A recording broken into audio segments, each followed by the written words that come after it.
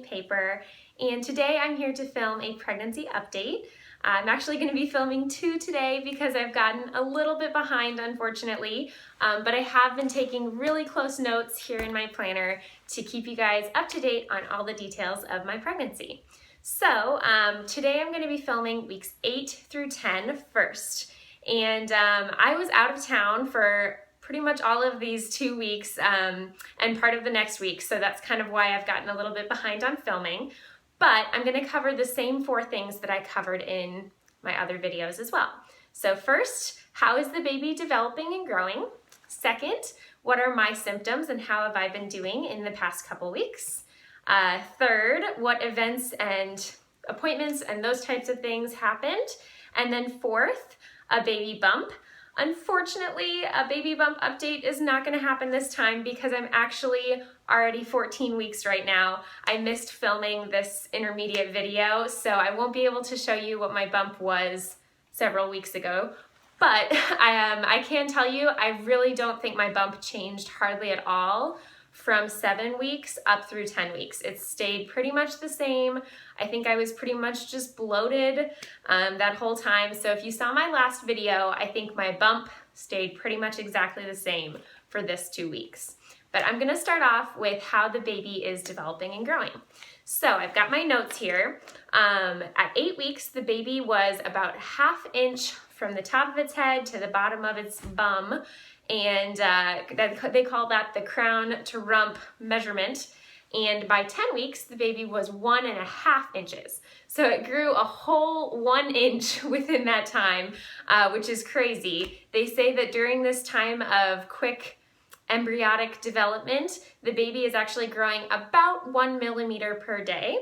The baby also has lips and a nose and ears and eyelids now. It's developing all of those kind of facial features. Its tail is disappearing and is totally gone by the end of this. Yes, it did have a tail at one point, but that's pretty much gone now. Its fingers and toes are unwebbing, so they're kind of differentiating into 5 separate fingers, 5 separate toes. The babies are also starting to have spontaneous movements, so it's not necessarily planning to move or like thinking about how it's going to move, but it is jerking around in there just spontaneously. And then also all of the essential organs are beginning to develop, so that includes the brain, the kidneys, the digestive system. They're just kind of starting to develop, the very beginning stages of all those essential functions of the body developing. So that's pretty cool, especially only being 2 months pregnant, that those are already starting to develop. So those are the highlights of what's going on with the baby. And now I'm gonna flip to my notes on what's going on with me during those 2 weeks. I've been taking notes here in my planner. I've actually made some inserts for my pregnancy journey, and I've kind of got a journal going on in here, which I think will be super nice to be able to look back on in the future as well. And I'll make sure I make a video and post it on these new inserts that I've created, so I can show you guys what those look like. But if you see me glancing down at all, I'm looking at those, so please excuse me. But at 8 weeks, my main symptoms, I was still definitely having nausea. I was exhausted, totally exhausted, and definitely still having food aversions very strong. I was getting headaches at night every once in a while, not every single night, but several nights. And really all of my symptoms were getting worse at night. So the food aversions, I felt like I could barely eat anything by the time it was dinner. Nothing sounded good. The nausea was worse at night. Obviously exhaustion got worse throughout the day. I did feel like I had a little bit of occasional cramping, but nothing I was worried about anymore. And then this might be too much information, but I was having some cervical mucus, clear colored cervical mucus, and I did check with my doctor. Apparently that's normal and will continue throughout the pregnancy. So that was mostly week 8. Week 9 and week 10, my nausea really started to improve. I still had it, but it was improving for sure, which was very nice because I was out of town. I was with my mom and my grandparents, and Kevin's family back in Colorado, and my family in Colorado as well. So I wasn't at my own home, and I wasn't able to prepare food that whatever I felt like eating. That wasn't kind of what was happening during these weeks, being out of town and being at other people's houses. So it was really nice that the nausea and the food aversions started to decrease. I was still feeling them, so that made it a little bit challenging, but they weren't horrible anymore. It was kind of just occasional waves of nausea where I'd be doing pretty good, and then for like an hour I would feel nauseous, and it would get better again after that. So that was improving, which I was very grateful for.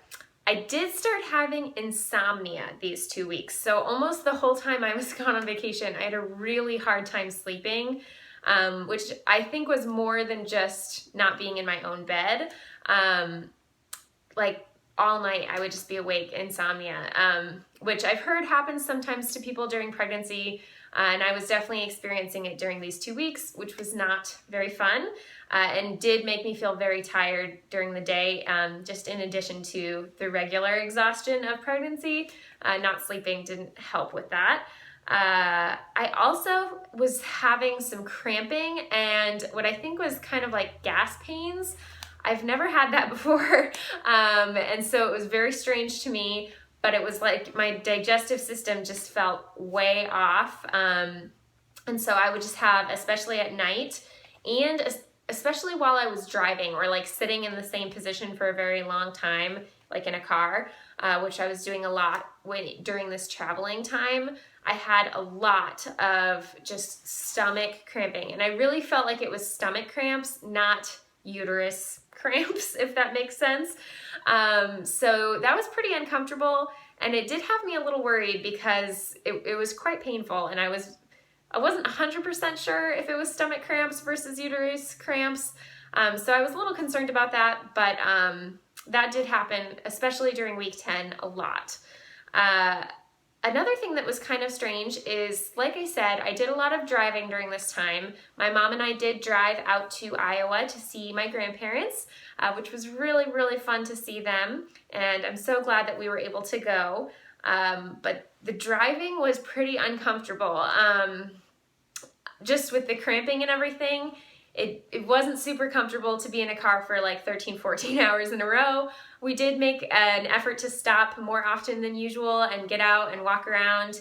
I've heard that it's important to do that in pregnancy because of your increased risk of blood clots. So we did make sure to do that, but it didn't help a whole lot with stopping the cramping. And unfortunately, after those long 13, 14-hour car rides, both times, so on the way out and on the way back, I had some spotting, which I was pretty concerned about. But I called my doctor and she said, you know what, just if it stops within 24 hours, I wouldn't worry about it. Sometimes you can just have like cervical discomfort during pregnancy that can cause some light spotting, which that's all it was. It was very light. But just in case anyone else experiences that from driving, I definitely had that, and it did stop within 24 hours. And as far as I know, it didn't cause any issues. So hopefully that can give you some peace of mind. So those were my main symptoms during these 2 weeks. My nausea was getting better. My exhaustion stayed the same and kind of got worse because of the insomnia. And then I did have a lot of stomach cramping, along with a little bit of spotting there during the 10th week, which I was nervous about, but it stopped and it seems to be okay. So those were my symptoms. As far as events and appointments, while I was out of town, I did not have any doctor's appointments, but literally the day before I went out of town, so right before, I did have an ultrasound. It was actually one that I asked to have specifically because we really wanted to tell our families while we were in Colorado. We wanted to be able to tell them in person. I wanted to be able to tell my grandparents in person. But because of our health histories and the fact that we're kind of a little bit of a high-risk pregnancy still at this point, because of our chromosome issue, I wanted to make sure that things were okay before we told everyone. So I asked my doctor, can I have an extra ultrasound? you know, obviously insurance probably won't cover it, but I wanted to make sure that things were okay. So we did get to have that extra ultrasound, and it was so cool. It was the day before we left. My husband and I were both able to go, and it just was very cool. It was right between 8 and 9 weeks. So it was like right when I turned 9 weeks pregnant, and the baby was moving like crazy. So when I said that the baby was having spontaneous movements during that first section of the video, we saw that for real. Like the baby was crunching. You could see its little like itty bitty arms and legs kind of flailing around a lot, which was just very cool. And you could definitely see a very defined heartbeat. It was 169 beats per minute on that day, which they said was right in the normal range. So it was such a relief to see that, and it made us feel so much better going into our vacation and knowing that we would be able to tell family and friends that we were pregnant and that so far everything was looking great. So we were very excited about that, and it was really fun to be able to tell our family and our parents when we were in person with them. I'll kind of tell you the story. So how we told people, we printed off about 5 or 6 photos from the past year of Kevin and I just on vacation. Oh, and we printed off a couple photos of Gus, our dog, as well, just to give everybody kind of an update of how the year's been, and we just printed them off. And then behind those 5 or 6 regular photos, we put in a photo of Gus, which I'll insert a clip here, a photo of our dog Gus that says, Big Brother duty starts February 2019. So we put that in there. And then we also put a picture of Kevin and I holding some ultrasound photos up for the camera. And so those were kind of just slipped in there in the back, and we didn't say anything. We just gave everybody the photos. And it was really funny because Kevin's mom, who has totally suspected that we're pregnant, she got the photos and she just like whipped through those first 5, 6 photos and made it to the pregnancy announcement photos in like 3 seconds. Everybody else was still opening their envelope, and she's like, I knew it! I told you! So it was really fun. And it was just kind of a fun, silly way to tell everybody. And then they have the photos so they can put it up on their fridge or whatever if they want to. So yeah, that was how we told our families. And it was a good time. It was a wonderful time to be with family and friends right in the end of my first trimester. So those were the big appointments and events for these 2 weeks. Like I said, I'm so sorry. I'm filming this later in time. I'm actually closer to 14 weeks pregnant right now, so I am not going to be able to show you a bump update from week 10, but I really don't think my bump changed hardly at all in these 2 weeks. I just kind of stayed bloated, but I don't think I was really showing a lot yet. So that's where I was at from weeks 8 to 10 of pregnancy. Thank you guys for watching. I'm gonna go ahead and film the next update right now, so check out that video if you're interested.